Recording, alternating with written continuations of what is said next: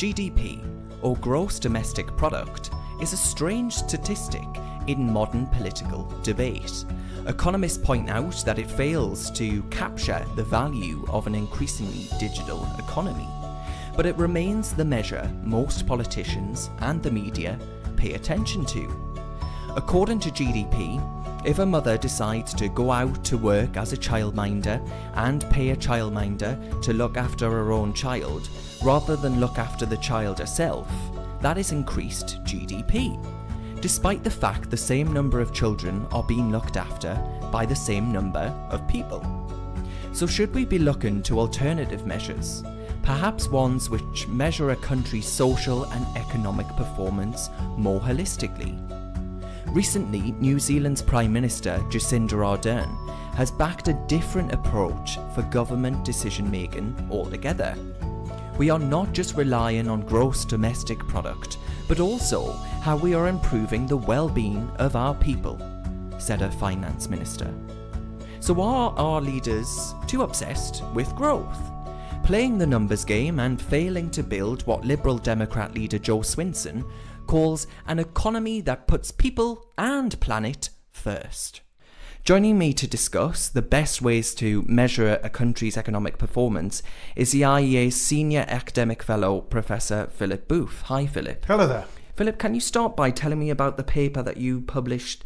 It was a book, actually, wasn't it? In 2012? Yes, that's right. On this very theme, what were your findings in that? Well, our findings were that there were quite a lot of myths around this whole literature or around this whole discussion and debate about what is often described as well-being or happiness economics. In particular, the latest research does suggest that there is an increase in well-being as national income or as incomes increase. There is something called the Easterlin paradox, which suggests that well-being stops increasing once incomes reach a certain level. But in fact, closer analysis of the data suggests that this isn't the case. But it also showed a number of other things. And one is that there are various contradictory signals in the well-being data, some things which are counterintuitive and that you wouldn't expect. And that actually allowing people to be free in and of itself seems to increase well-being. So perhaps politicians should be focusing not on trying to promote well-being directly by some top-down approach of centrally planning the economy to maximise well-being, but actually just by allowing people to be free to pursue their own objectives as long as they are broadly compatible with the flourishing of society as a whole. But I think New Zealand's Prime Minister would argue that is the aspiration, because she argues that the purpose of government spending is to ensure citizens' health and life satisfaction, and not with a sort of dogged focus on wealth and economic growth.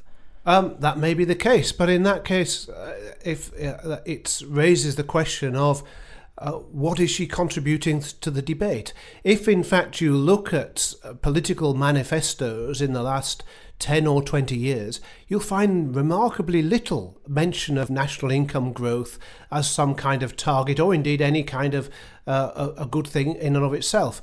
And if you actually look at the policies governments have followed, for good or for ill, many of those clearly constrain economic growth in order to meet other objectives. So our land use planning policy hugely raises house prices, probably lowers productivity growth, raises the cost of living and reduces living standards, but it's trying to pursue other objectives. I would argue that it pursues those other objectives really rather badly, and we should reform land use planning policy. But nevertheless, it is the objective of government not to maximise growth in this area, but it's pursuing other objectives as well.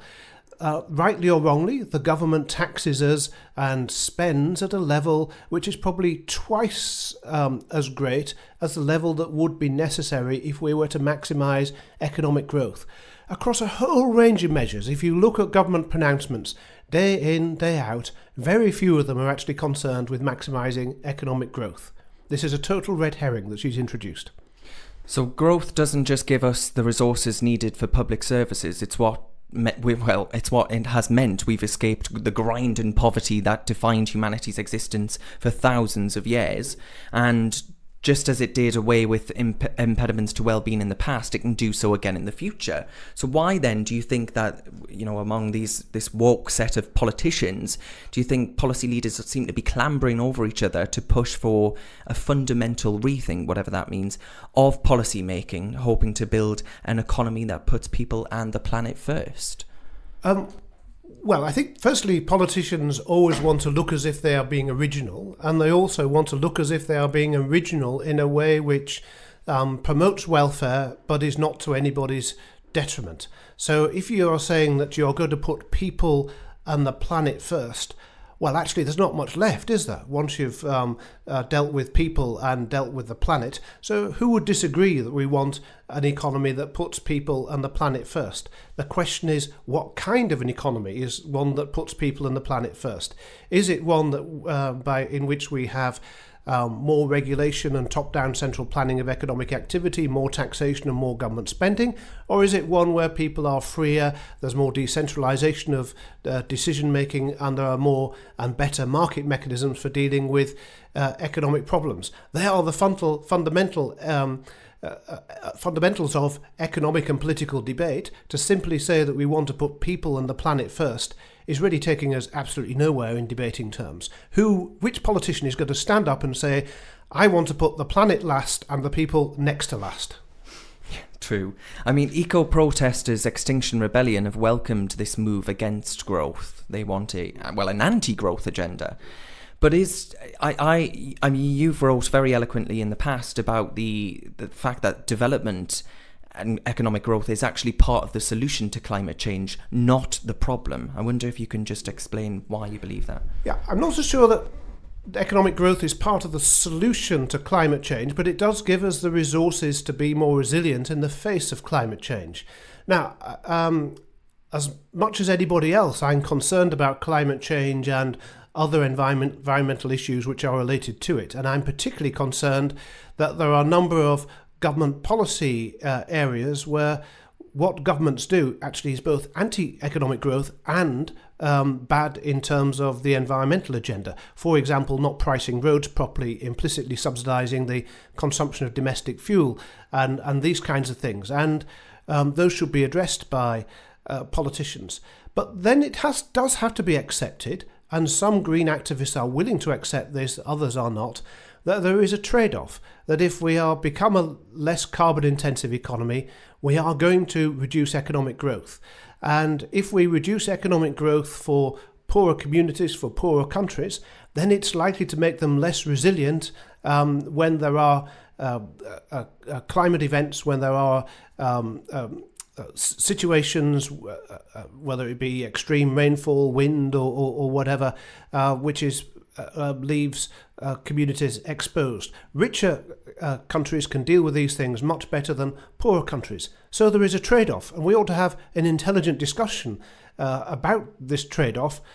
But also, the government should actually start by thinking about how its actions are both anti-growth, anti-welfare, and anti the environment, and perhaps it should start with a do no harm agenda. Because going back to New Zealand, which I think is the first major economy which is actually, which has renamed their, I guess, economic yearly forecast, a wellbeing forecast, and put forward all of these policies which they argue will focus on things like mental health, like the environment, etc., etc. But she's actually said that empathy is the trait most needed in political leaders nowadays. So there seems to be an argument there that the only way that we can be empathetic towards our voters, or their voters rather, is to move away from advocating rampant capitalism of the sort that caused the financial crash. Do you think capitalism just inherently lacks empathy? Well, capitalism is a set of institutions which brings people together to cooperate in economic exchange in order and has as an important effect leads to increasing incomes, increasing welfare, and so on. In the vast majority of economic exchanges which take place, in the vast majority of economic institutions, there is a high degree of cooperation between people. some of those in some of those situations, no doubt people are showing empathy. In other situations, people are not showing empathy. That's human nature. And the idea that it was a lack of empathy which caused the financial crisis, I think, is just purely misguided. But in any case, it's, I think, wrong to translate what we believe are appropriate characteristics for people to have in their day-to-day life when dealing with other people into the political realm. Yes, of course it's important that politicians have empathy, but it's also important that they exhibit prudence so that they don't react in a way which is in a knee-jerk way, or trying to court popularity, or as we talked about earlier, simply trying to use meaningless slogans which have a good ring about them, but when you unpack them mean absolutely nothing. And actually sit back and think and reason about what kind of policies will allow welfare to be promoted, well-being to be promoted, and also national income to be increased. And I think our politicians in a range of countries lack that ability. We've seen so many announcements in recent weeks which simply involve politicians making a knee-jerk response to whatever is the public clamour of the day, instead of sitting back, being brave, being courageous, being prudent and doing the right thing. Do you think moves to focus on well-being, because who could argue that we should focus on mental health provision, that we should focus on being more empathetic as a society? Who could argue with that? Do you think this is all just flowery rhetoric in order to make the case, well, covertly, for centralised planning and more government spending? I think there has to be a real danger that this is the case. Nobody is against. Indeed, it should be the aim of government to ensure that well-being and happiness is maximised. But perhaps we maximise it best not by trying to measure societal well-being as a whole, but trying to have a set of policies which allows families the freedom to achieve their objectives, whether they be material objectives or social objectives, in the way which is best for those families. And interestingly, the so-called progressive politicians who often promote well-being, although there is general agreement about some things such as mental health, very often promote the very kinds of policies which we know actually undermine well-being. So, for example, I've seen very few politicians of the left who are promoting this well-being agenda who are in favour of a tax and benefit system which is more compatible with family life and discriminates less than our current tax and benefit system against family formation. I see very few politicians who promote this well-being agenda who want to deregulate labour markets to allow more people to be employed. Yet we do know that there is a strong relationship between well-being and whether people are employed. So I'm afraid, yes, it is just warm words, and there is a danger that it just degenerates into a system of central planning, when the actual objective of government to promote well-being or allow people to pursue happiness, in the words of the American Constitution, is undermined. And we've seen, actually, going back to the idea that this is the way in which we save the planet, that actually centralised planning and left socialist policies have actually been pretty terrible historically for the environment. Yes, socialised economies tend to be inefficient in resource use, and this includes, in general, the use of environmental resources. So if you look at lakes, rivers, forests and so on, these were destroyed by the communist governments of the past. This doesn't mean to say necessarily that social democratic governments which are broadly left-wing might be worse for the environment than governments which are broadly free market, but these are the kinds of things about which we can have a discussion. And there are plenty of policies which are on the shelf which are compatible both with free markets and with good environmental outcomes. So if you don't agree with this measure well-being being desirable or likely to lead to sensible policy outcomes, GDP certainly isn't perfect. I mean, you gave me, Philip, the example of the childminder, for example. Its industrial era origins make it better suited to measuring the value of stuff made in factories and bought in shops, not our increasingly digital economy. So are there any alternatives? Well, perhaps we should just focus a little bit less on the measurements of aggregate quantities. In other words, adding up everything that people produce in the economy to